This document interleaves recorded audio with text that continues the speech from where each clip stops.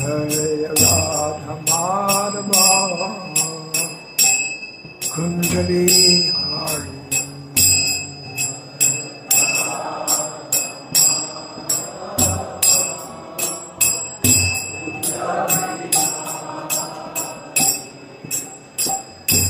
Jai Radha Madhava Kunja Vihari.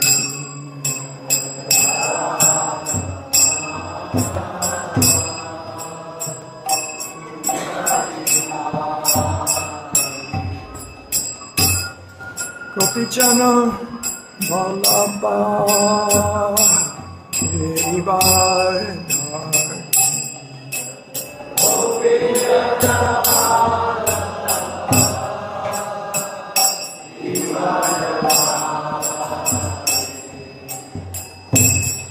Gopijana Vallabha Girivardhari.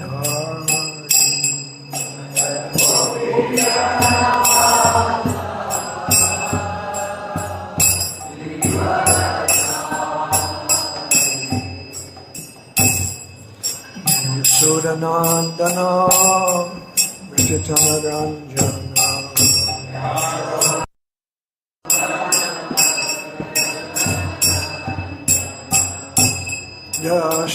Yashodanandana Vijitanaranjana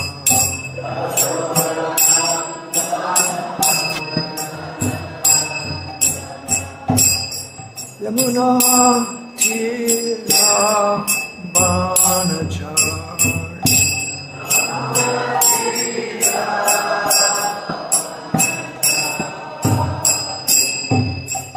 Yamuna Tira Manachari.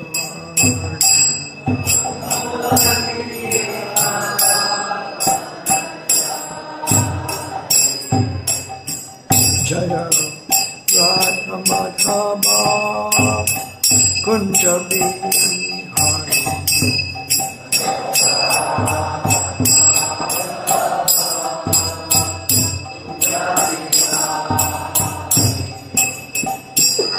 Gopijana Vallabha Girivardhari.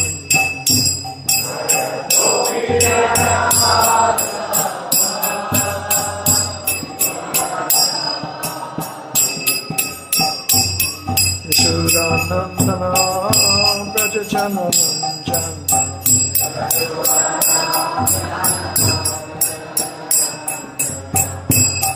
Yamuna Tira Banachari.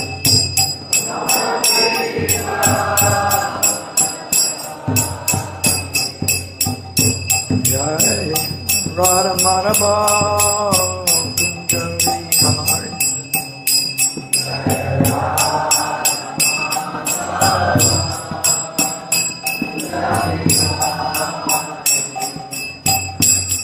Gopijana Vallabha Girivardhari.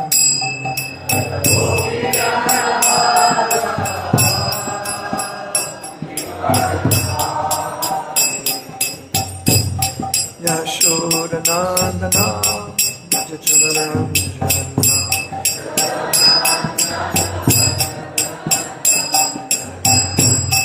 Yamuna Tira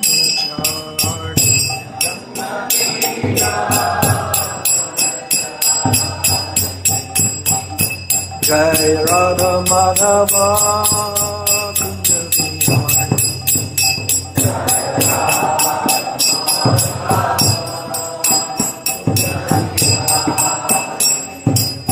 Gopijana Vallabha Girivardhari.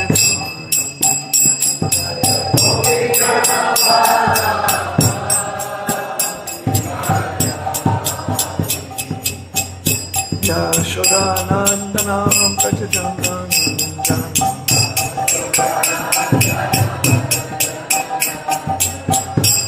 Yamuna Tira Manachari.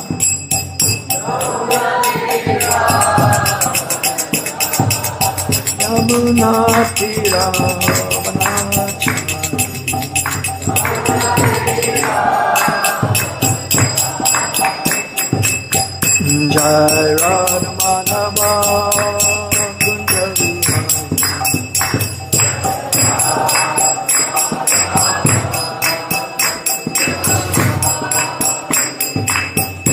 Jai Radha Madhava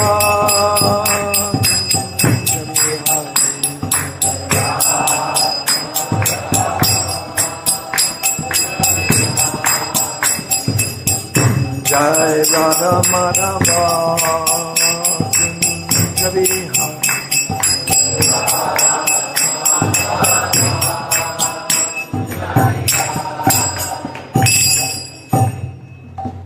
Jayam Vishnupad Paramahamsa Parvajakacharya Stores Sri Srimad His Divine Grace A.C.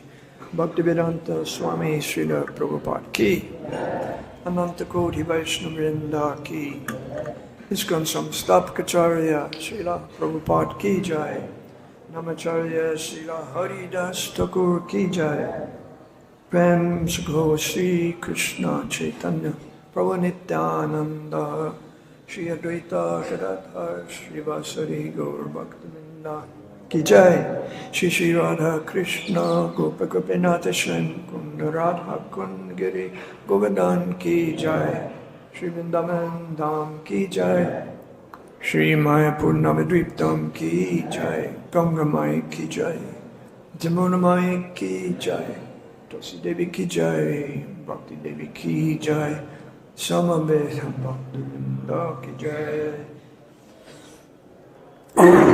All glories to the assembled devotees. All glories to the assembled devotees. All glories to the assembled devotees. Gaur Premanande Hari Hari Bol.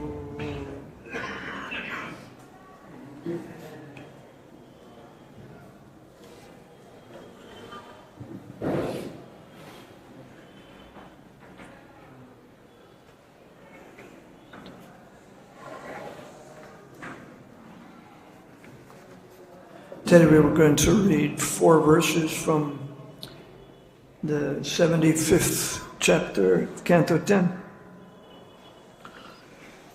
Text 37 is there. I'll just read this and we'll chant the following verse.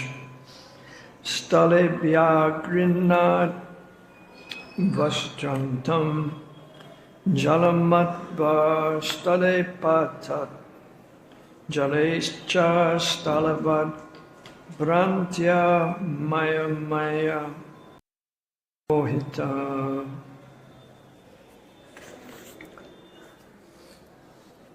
Bewildered by the illusions created through Mayadanava's magic, Duryodhana mistook the solid floor for water and lifted the end of his garment. And elsewhere in the palace he fell into the water, mistaking it for the solid floor.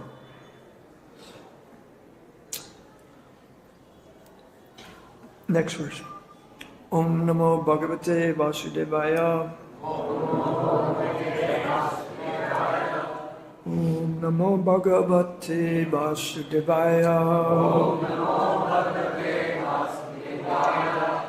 Om Namo Bhagavate Vasudevaya.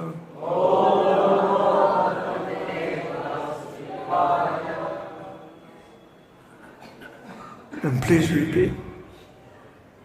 Jasa Bimas Tam Drishtva Striyo Nipatayo Pare Naivaryamana Api Anga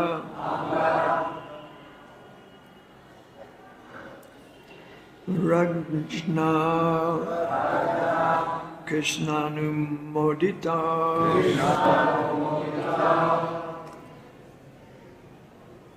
Jahasa Bimastam Drishpa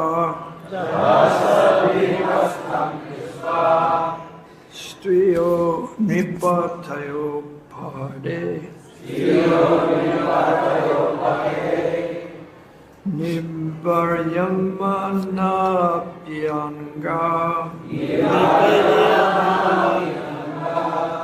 Rajna Krishnanumoditaha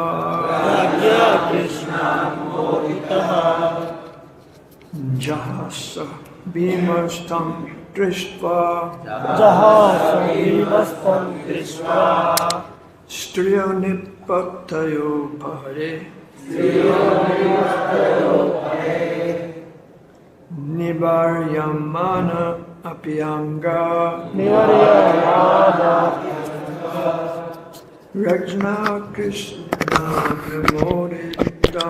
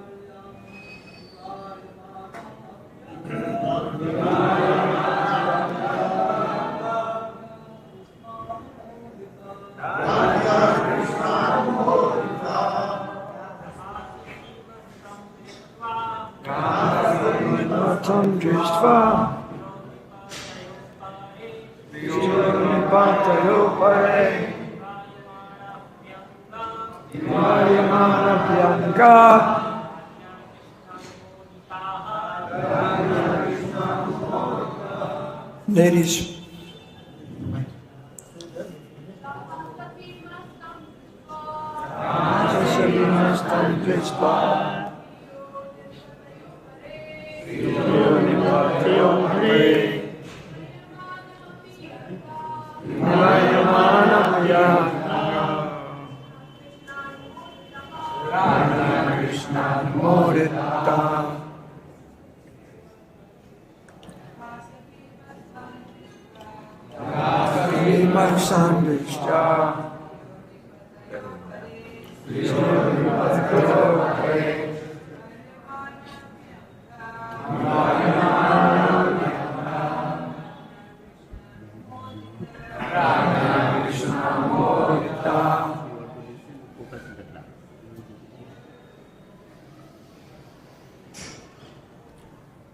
Jahasa laughed.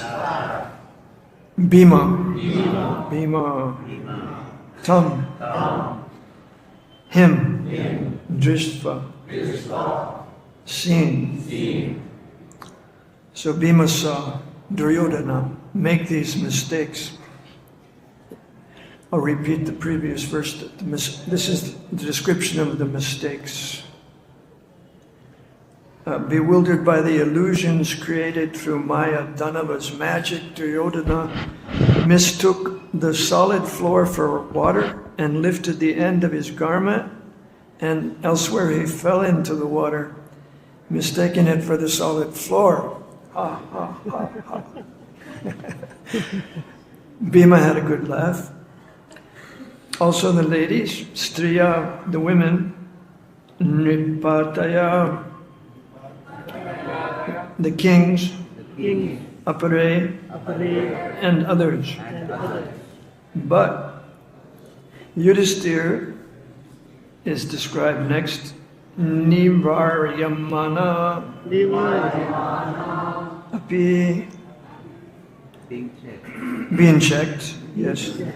Thank you. Api, even though. Anga, My dear Parikshit, Ragya, by the king Yudhisthira. And then what did Krishna do? Krishna numoditaha. Lord Krishna approved. Approved of the laughter. Translation and purport. My dear Parikshit, Bhima laughed to see this, and so did the women kings and others. King Yudhisthira tried to stop them, but Lord Krishna showed his approval. Purport. Srila Vishwanath Chakravarti mentions that King Yudhisthira tried to check the laughter by glancing at the women and Bhima.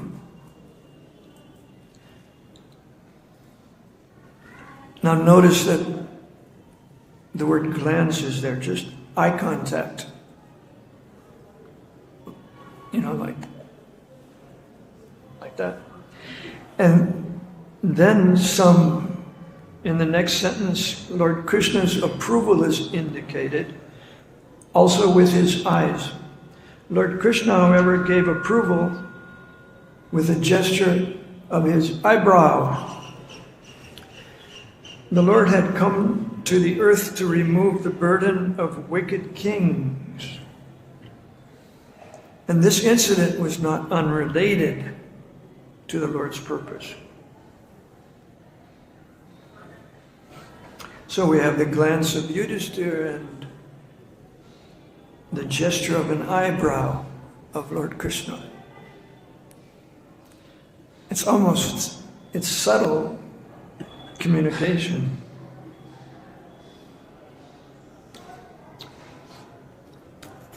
And we'll read the next verse and purport, and then we'll read the last verse of the chapter. I'm not going to chant the transliteration, we'll just read the English. Humiliated and burning with anger, Duryodhana turned his face down, left without uttering a word, and went back to Hastinapur.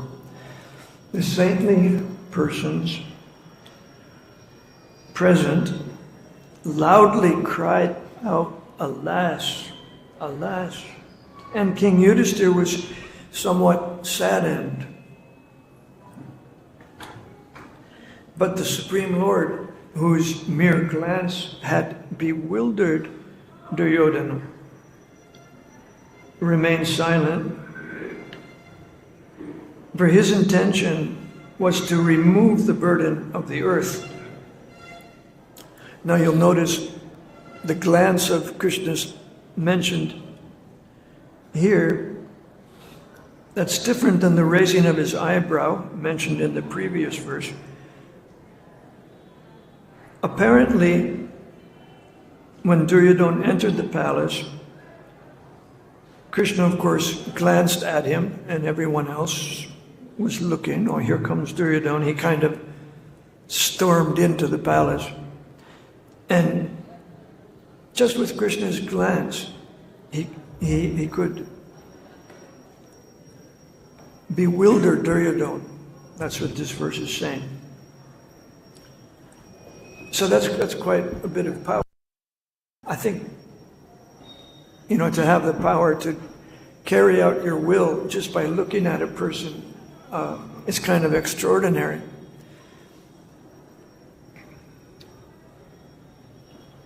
And here, of course, Krishna's silence is described. He remained silent. Even though Yudhisthira, his devotee, was feeling saddened. So let's read the purport. Srila Prabhupada writes,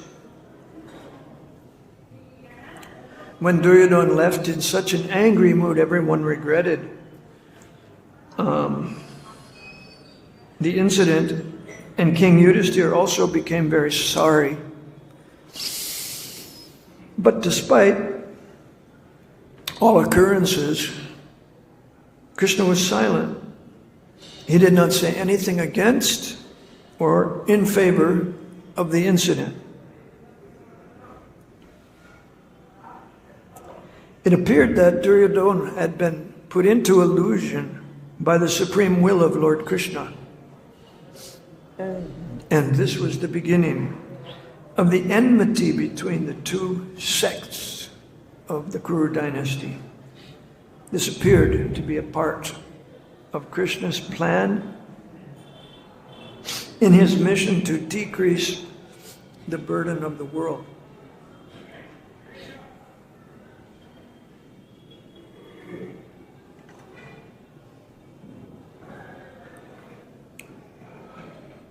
Next verse. Etat te vihitam rajan yat prishtoyham iha tvaya suyodhanasya dharmatnyam rajasuye makrato.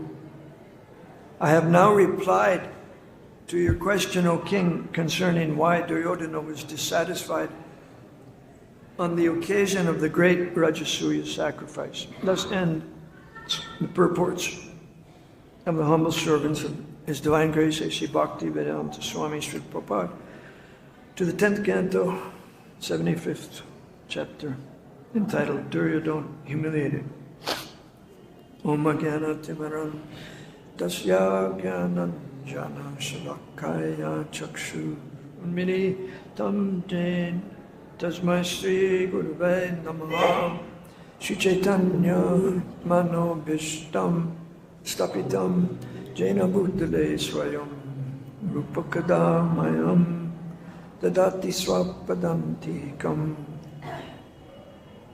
Mandeham Shri Guru Shri Yuta Parikamalam Shri Guru Vaishnavam Shri Rupam Sagajatam Sahagana Raghunathan Vitam Tam Sajivam Sabetam Savadutam Prijana Sahitam Krishna Chaitanya Sammakam Chi Radha Krishna Padan Sahagana Lalita Sakhan Vitam Scha He Krishna Karuna Sindhu Dinabandhu Jagatpate Gopi Shagopi Kakanta Radhakanta Namaste Tapta Kanchana Gaurangi Radhe Vrindavanishwari Drishabhanu Sutta Devi Pranamami Hari Priye Vanchakopatarubhyascha Kripa Sindhubhyeva cha Patitanam Pavanebhyo Vaishnavebhyo Namo Namah. Shri Krishna Chaitanya Prabhu Nityananda Shri Advaita Gadadhar Shri Vasari Govinda Hare Krishna Krishna Krishna Hare Hare Hare Rama Rama Rama Hare Hare. I feel honored to be with some of my dear God brothers and all the devotees, Shruti Kirti, our temple president. You know, Shruti Kirti, I once wanted to ask Prabhupada a question, hoping that he would converse a little bit with me. So I spent all afternoon thinking what to ask. I was cleaning the temple room floor. And in the evening, we were having darshans in the garden of the Dallas temple. Very hot weather. We didn't even... Dhananjaya was... Not Dhananjaya, the temple president of Dallas. I forgot his name, but... Anyway, Prabhupada had come to Dallas, and I decided I would ask Prabhupada a question about one verse in the Bhagavad Gita, and then see how he responded. And I really wanted to ask another question. I just first mentioned the verse, and it was that one about dishonor is worse than death. Krishna says to Arjuna, dishonor is worse than death. So I got a response from Prabhupada. One word he said to me, he said, death. So it sounded like maybe he was going to continue, maybe say something about death first. What I wanted to ask him was, Prabhupada, Arjuna was certainly an honored person. Speaking for myself, I'm not such an honorable person, and society doesn't really honor us like society honored Arjuna.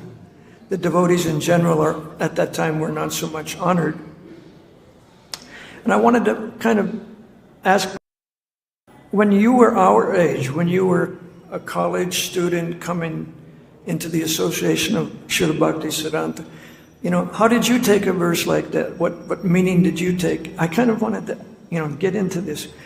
But my temple president interrupted the conversation, and he repeated something that was in the purport. Supposedly that was the answer to my question, stopping the interaction. So the lesson I learned from that was, I guess maybe what I should do is ask people like Shrutakirti the question instead, because he's still here. And he had lots of opportunities to talk with Prabhupada.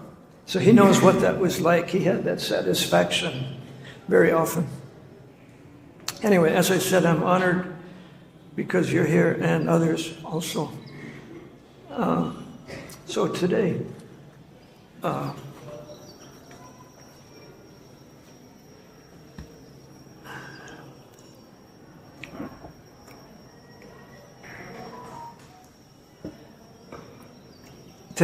since it's the end of the chapter, I'm going to recap some of the descriptions in the chapter. We're going to talk a little bit about the sacrifice and how it was satisfying to everyone except for one person, and why he was dissatisfied.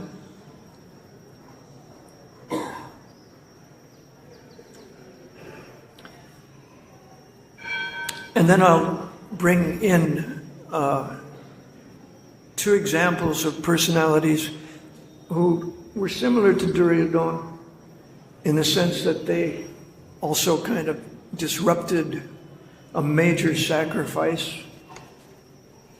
So we'll see a couple of parallels from other Leelas. And then I'm going to close with a letter that Prabhupada wrote to one of his godbrothers about the opening of the Krishna Balaram temple. And it's thematic, the theme of it is a little bit similar to what we're talking about in the class. So it's not a very long class, but it's already 8:30. So I'll try to go through this for your satisfaction. Hare Krishna. Yudhisthira had never created an enemy.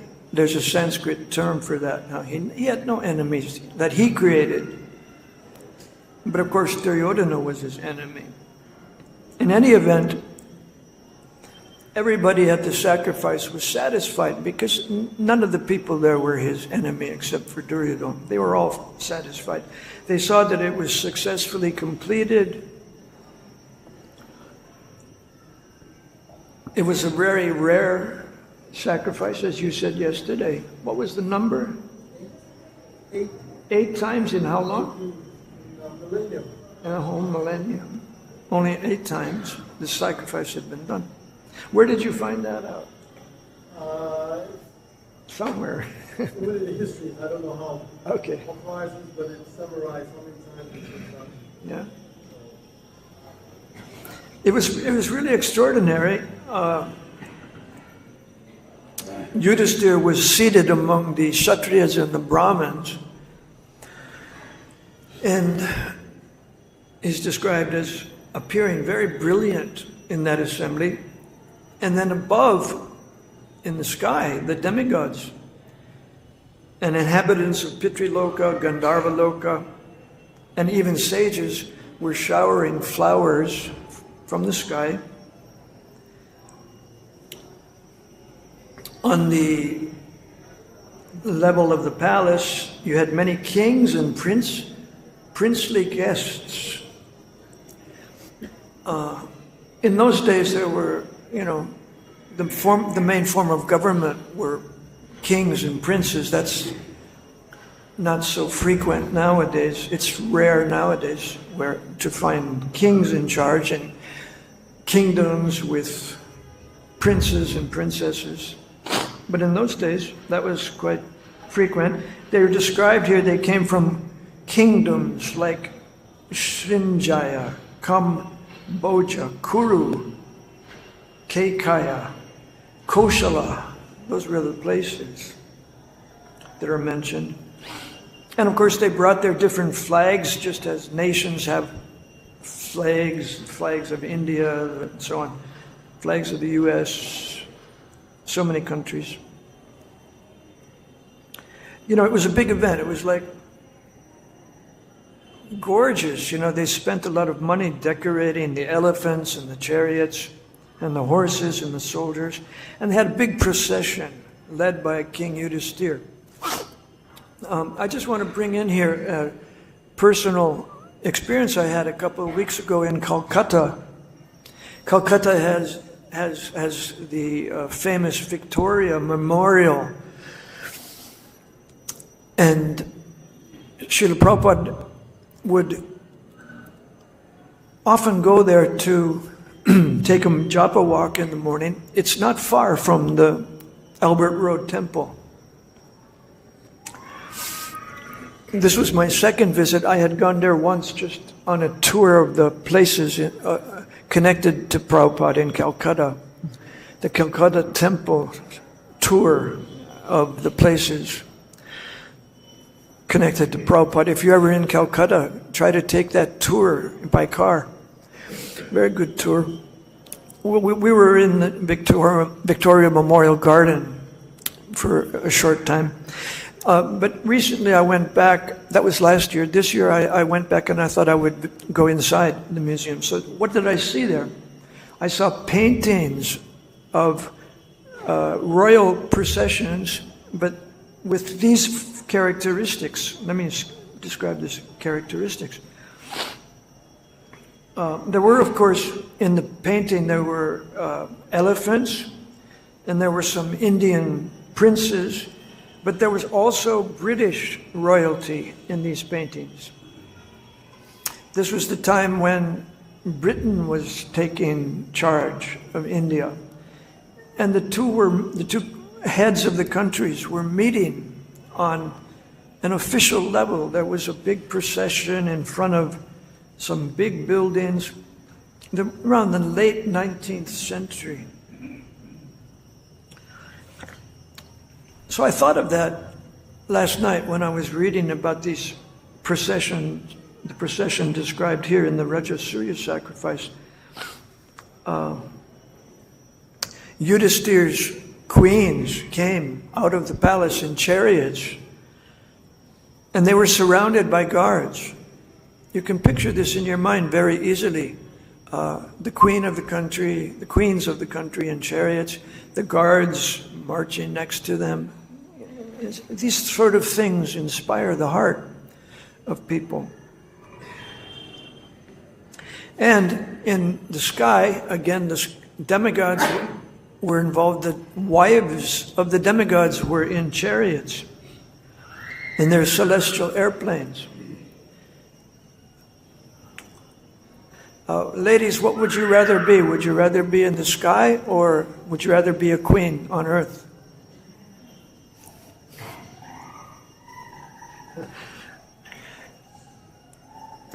And the men and the women of Hastinapur, they were really dressed up, as we say nowadays, dressed up.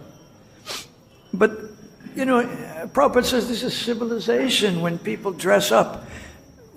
The degradation of civilization means people dress down to the point where they actually like to wear almost nothing and to expose the private parts of the body. And Prabhupada said this is not civilized. So being dressed up, he said, that's civilized.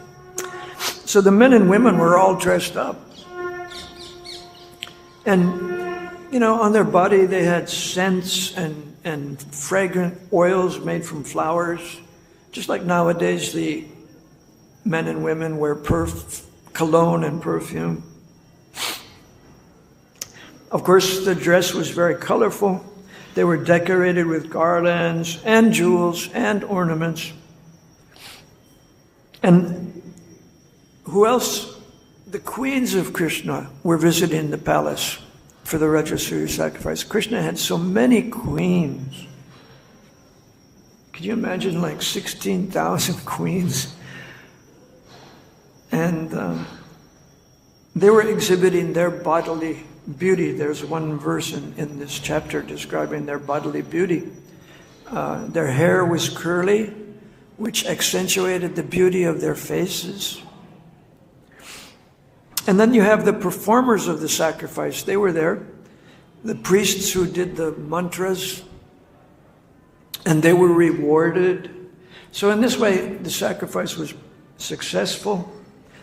And eventually everybody headed home, and they were singing the praises of Krishna and the great sacrifice. They were talking about and glorifying Krishna and the wonderful sacrifice. So it was sort of like when we have a festival of chanting, we're congregationally chanting and we're feeling satisfied, the participants feel satisfied. So in the same way, this yajna, Rajasuya, it got everybody chanting about the yajna and chanting about Krishna, and they all felt satisfied.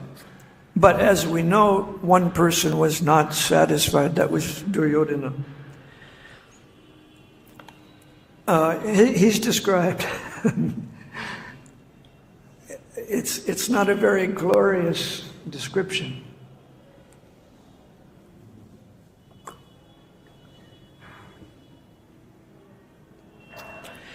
He was the personification of the age of quarrel, and he was the disease of the Kuru dynasty. So this is figurative language. The Kuru dynasty, how do you describe it when you have one? He's like a disease in the dynasty. He couldn't bear to see the flourishing opulence of the sons of Pandu. During the sacrifice, he had acted as the treasurer. Like others, he had taken a part, everybody was taking a part. Most people were taking up some service to satisfy Yudhisthira. Duryodhana took up some service, probably not to satisfy Yudhisthira, but just so that other people would not think ill of him. Sometimes we do things because we don't want people to think badly of us. Yudhisthira didn't want to please you. Duryodhana didn't want to please Yudhisthira. But what did he see? Acting as the treasurer, he was in the treasury. He saw all the opulence and the riches that had been accumulated in Yudhisthira's palace, given by kings all across the country as a tribute, as a homage to the emperor, Yudhisthira, the new emperor. And Yudhisthira is described as a person whose life and soul was Achyuta, Krishna. And with those riches in the palace, Draupadi was serving her husbands. Duryodhana lamented this because he was very much attracted to Draupadi. He would have liked to have been served by Draupadi with all those riches. He had been strongly attracted to her ever since the marriage selection ceremony for Draupadi. He took part. He tried to win Draupadi as his wife. But he failed to achieve her.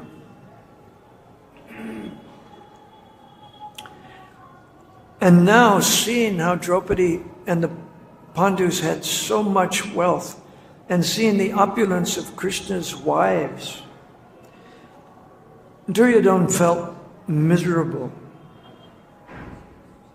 Prabhupada writes, Duryodhana by nature was very envious because of his sinful life. It's not described what sins he committed, but some of these sins were envy, greed. Prabhupada writes, he appeared in the Kuru dynasty as a chronic disease, personified, to destroy the whole family.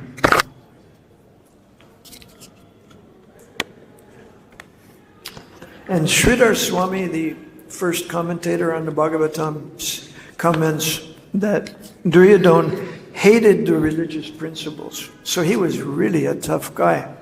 You know, when you hate religious principles, you don't, you know, what's your goal in life? How are you going to be happy? I don't know. Instead of being happy with the opulences of Krishna, he was envious. The opulences of Krishna are mentioned at the conclusion of the Bhagavad Gita by Sanjaya.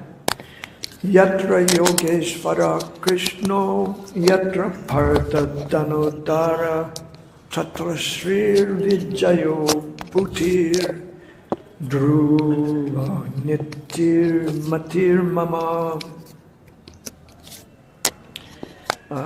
Wherever there's Krishna, the Supreme Lord of Yoga, the Supreme Lord of Yoga, Yogeshvar.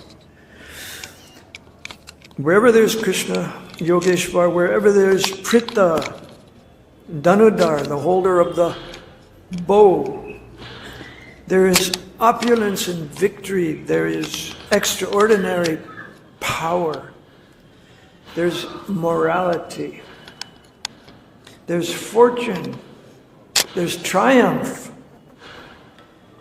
there's well-being, and there's lasting righteousness, lasting righteousness. You know, everybody sees in the world today, righteousness doesn't really last. You might have something righteous happen, but then in a day or two, something unrighteous is taking place. It's Kali Yuga. You read about so much degradation. But righteousness was lasting.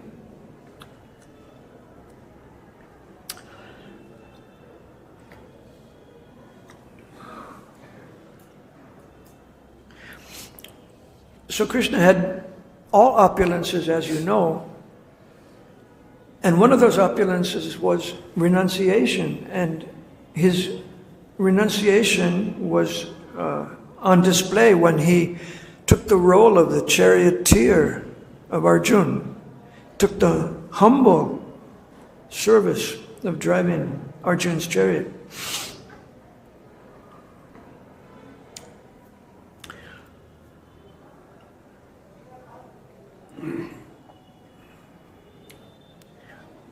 Now we'll come to these two personalities who in other leelas objected to the success of the yajna, just like Duryodhana. In Ram's pastimes, Lord Ramachandra,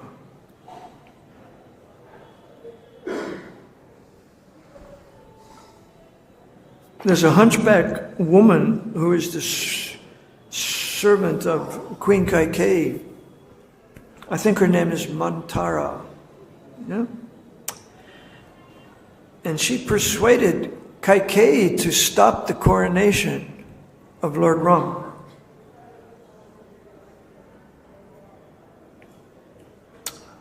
And in Chaitanya Mahaprabhu's pastimes, you have the Kazi Chandkazi, the Muslim Chandkazi, he was persuaded the Hindus in Navadvip persuaded him to use force to stop the Sankirtan. He ordered them, you break the Madanga if they chant.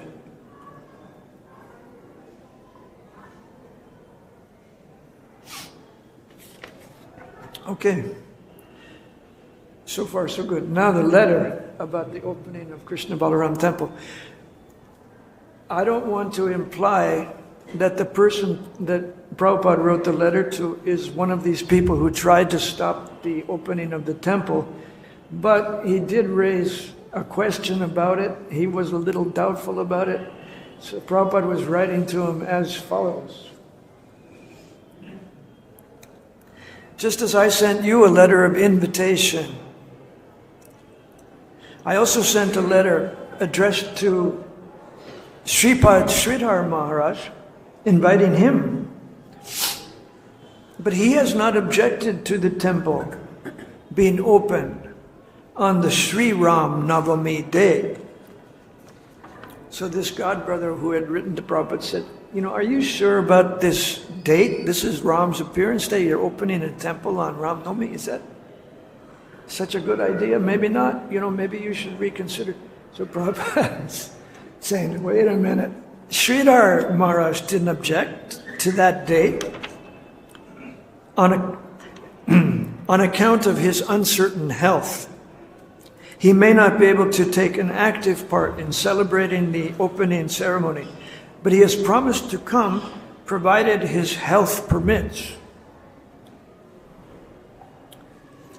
I therefore entrusted the matter to a learned Pandit, Brahmin, Bhima Sen Vedacharya, a great astrologer and learned Brahmin. He's going to do the opening ceremonies. Bhima Sen Vedacharya. That's kind of an unknown name in ISKCON. Everybody knows that the Krishna Balaram temple was opened by some of the local Brahmins and Pandits. So here's the one Prabhupada entrusted it to. Apparently he was the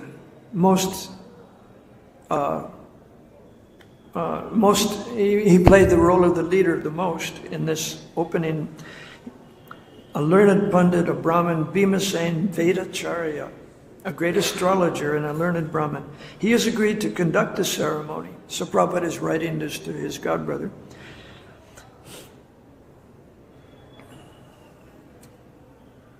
The details of this will be discussed as soon as I return to India by the 16th of March in Bombay. Then we will set the detailed program. Now another thing is that I have invited the governor of UP, Mr. Channareddy, and he has also agreed to join the ceremony. Under the circumstances, I don't think it will be possible to change the scheduled date. If we change the date, the governor may not be able to come. So Prabhupada liked that. That's was the letter to his godbrother. Now, if you have any comments or questions, you're most welcome. 1, 2, 3. Thank you, Dinabandhu.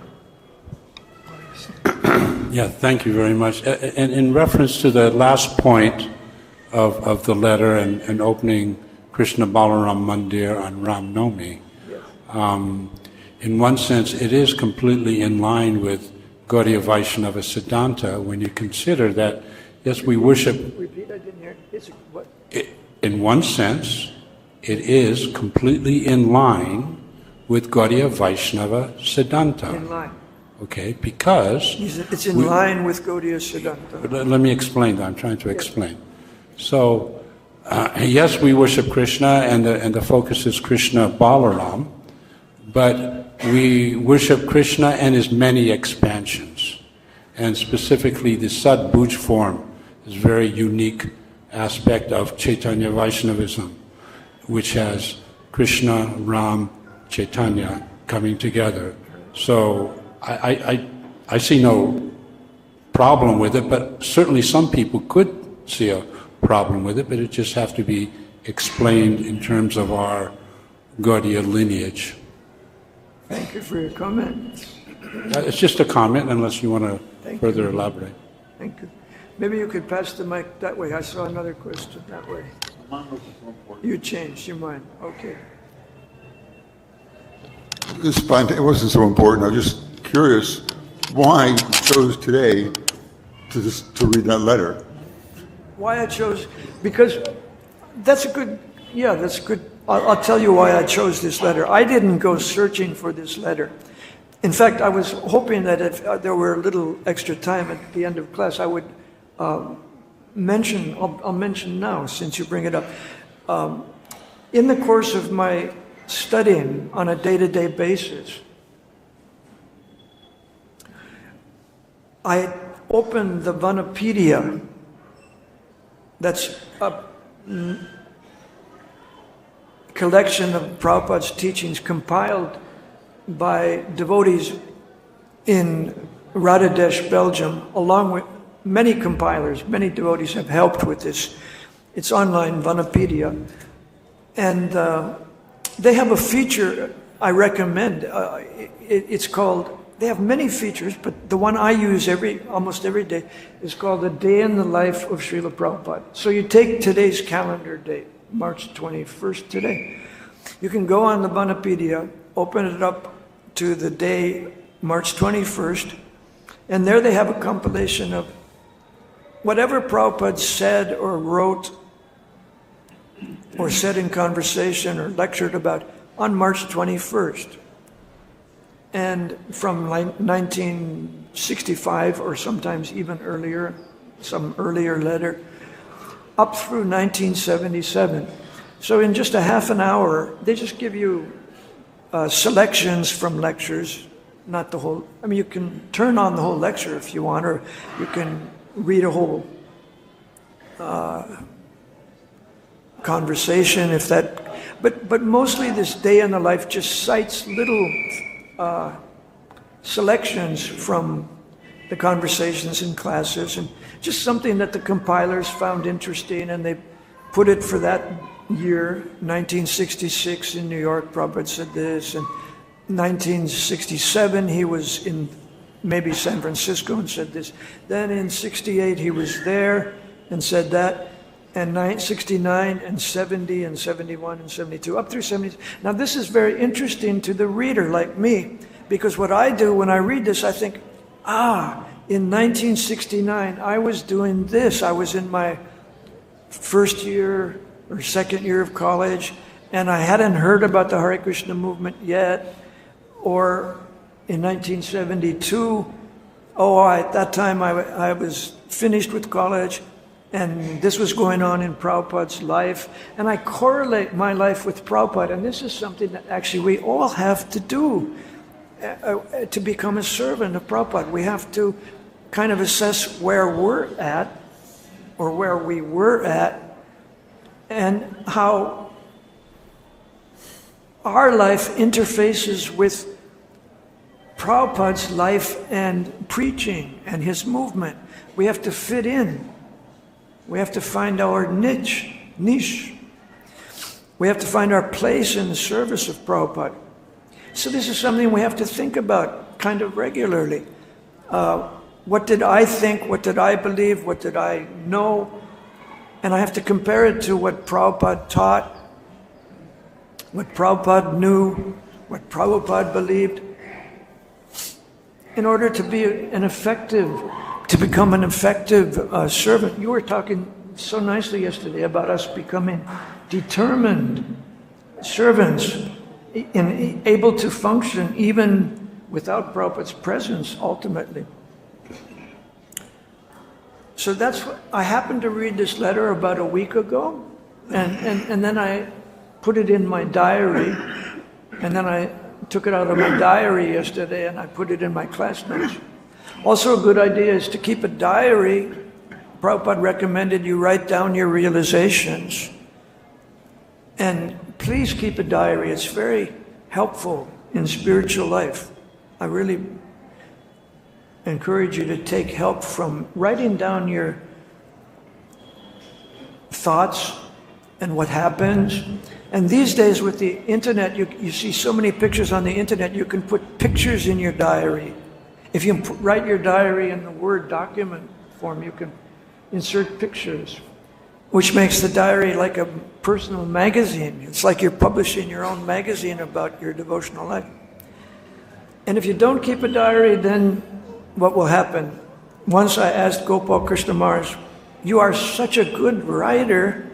I love the way you write your Vyas Puj homages to Prabhupada. Why don't you write your memories like Hari Shori and produce a book of your interactions with Prabhupada? And he said, I can't because I didn't keep diaries like Hari Shori. And of course, the memories kind of just fade away. And you can't put the memories back in order, you know. So it's a good idea to keep a diary day by day. Things you have a certain order, you can fill out that order. And it's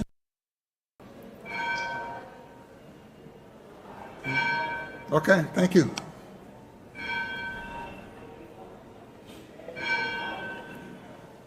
I have another quick question. one of the sannyasis recommended that when the bell rings, don't talk. Oh, it's not. Just let the bell finish. Thank you very much, Hare Krishna. All glories to Srila Prabhupada. Hare Krishna.